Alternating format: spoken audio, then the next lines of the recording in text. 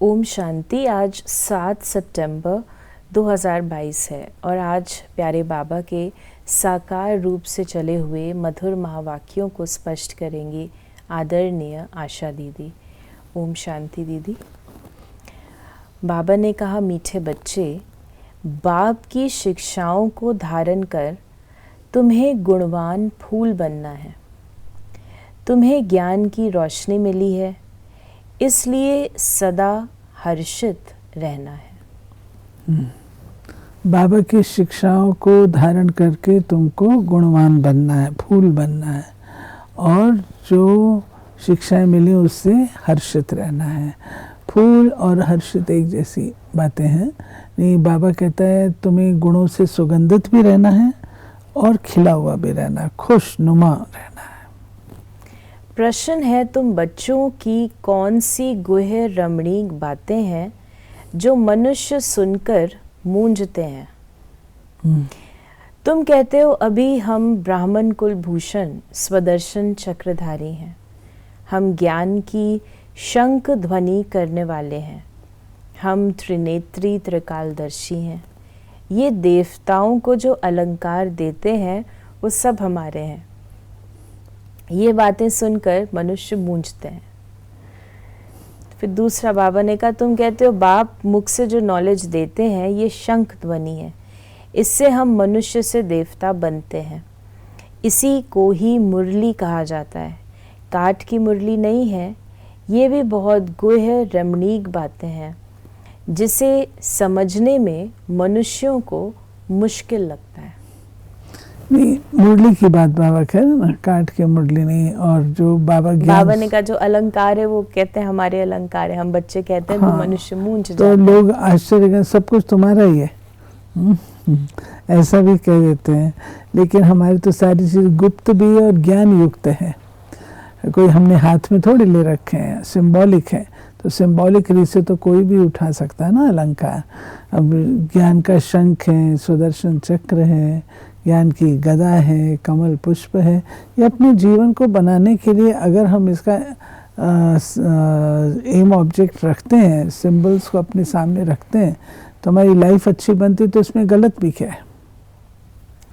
गीत है यही बहार है। ओम शांति। मीठे मीठे ईश्वरीय संतान जानते हैं कि हमारे लिए सबसे ऊंची बहार की ये मौसम है। बहारी मौसम में फूल आदि सब खिल जाते हैं। ये है बेहद के बहार की मौसम।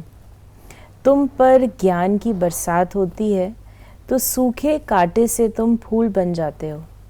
ये भी तुम ही जानो नंबरवार पुरुषार्थ अनुसार।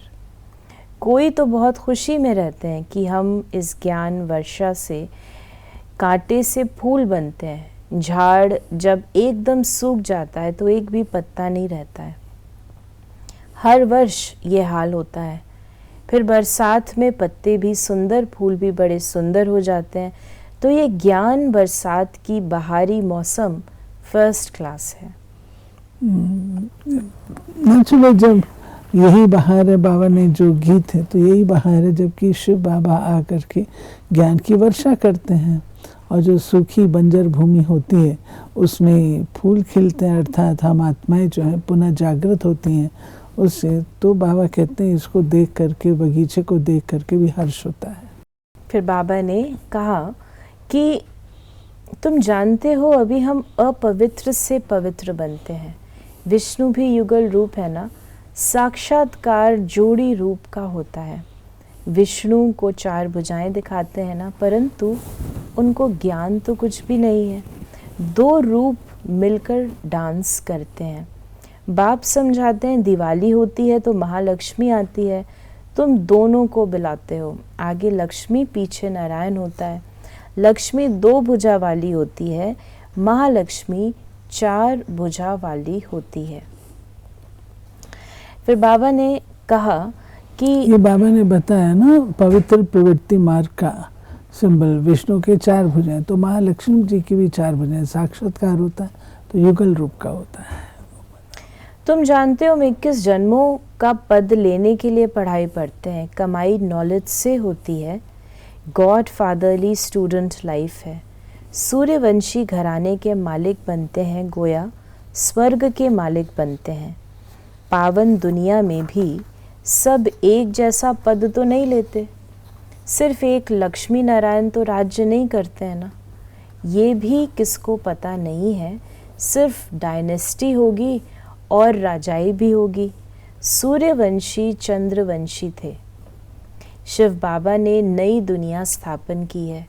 दुनिया वालों की बुद्धि में तो अंधियारा है, तुम्हारे पास तो रोशनी है। फिर बाबा ने कहा कि तुम जानते हो, बाबा ने कहा कि सो भी नंबरवार, राजधानी में तो नंबरवार पद होते हैं, कहाँ सूर्यवंशी राजाई, फिर कहाँ प्रजा में भी चंडाल आदि जाकर बनते हैं, पतित दुनिया में भी नंबरवार होते हैं। अब बाप तुमको कर्म अकर्म विकर्म की गति समझा रहे हैं। बाप कहते हैं बच्चे श्रीमत पर चलो।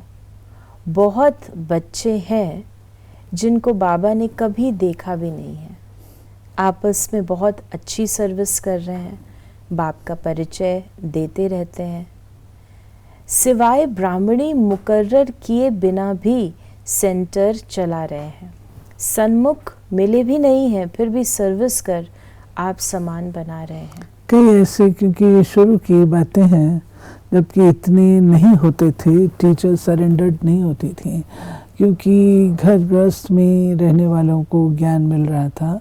उस समय उनके बच्चे भी छोटे छोटे होते थे, तो इतना समर्पण वाली बात नहीं थी।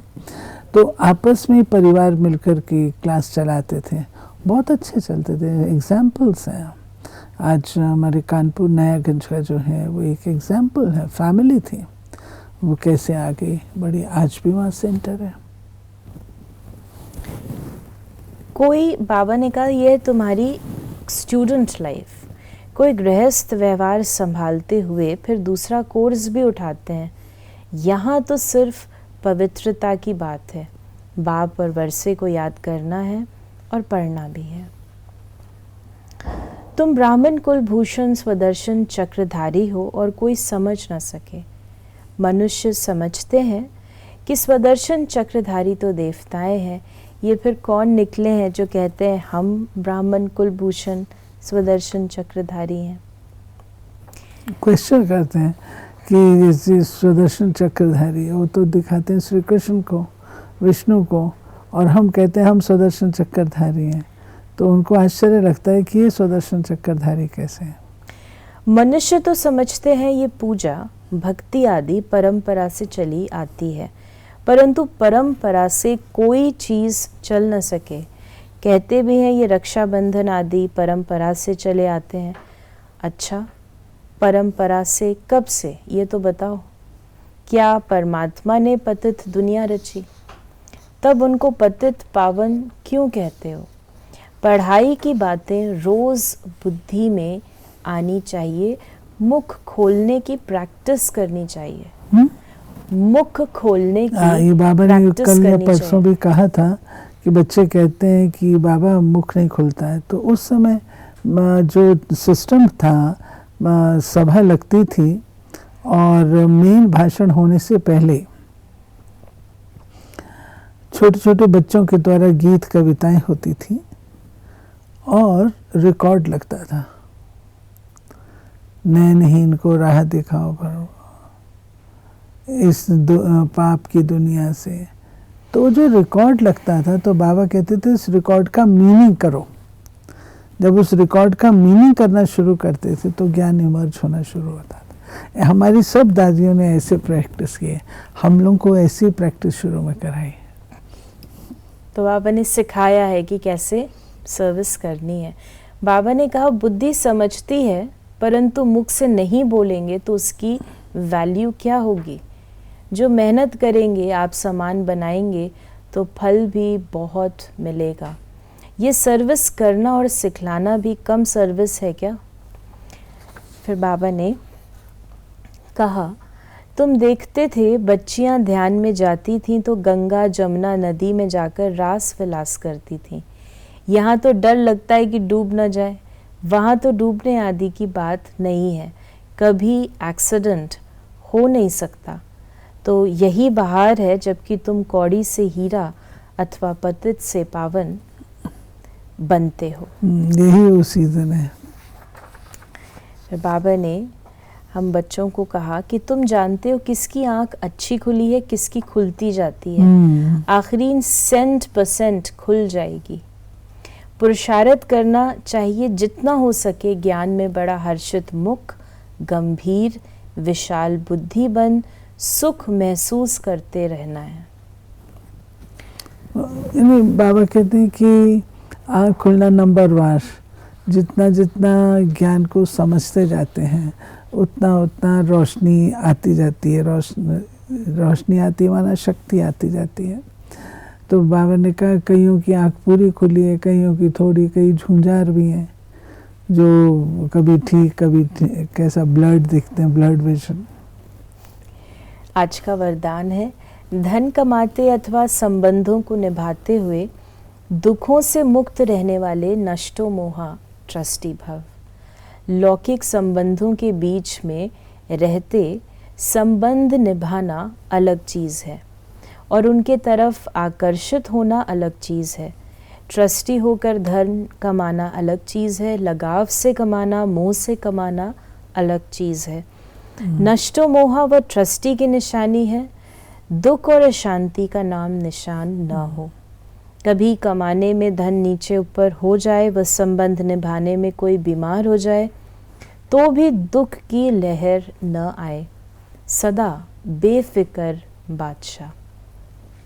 और आज स्लोगन बाबा ने हम बच्चों को दिया, रहम दिल उसे कहा जाता है जो निर्बल को हिम्मत और बल देता रहे। निर्बल को हिम्मत और बल देता रहे, तो उसको कहेंगे रहम दिल। रहम दिल। रहम तो ये है ना, जो कोई जिसको जो ज़रूरत है उसको वो दे सके। इसका अर्थ ये होता है कि हमको स्वयं को बहुत शक्तिशाली बनाना होता है और भरपूर रखना होता है। तो ये थे बाबा के आज के मधुर महावाक्यों का स्पष्टीकरण। यदि आपके मन में कोई भी सवाल है तो मैसेज या व्हाट्सएप मैसेज करें 8826599309 पर। ओम शांति।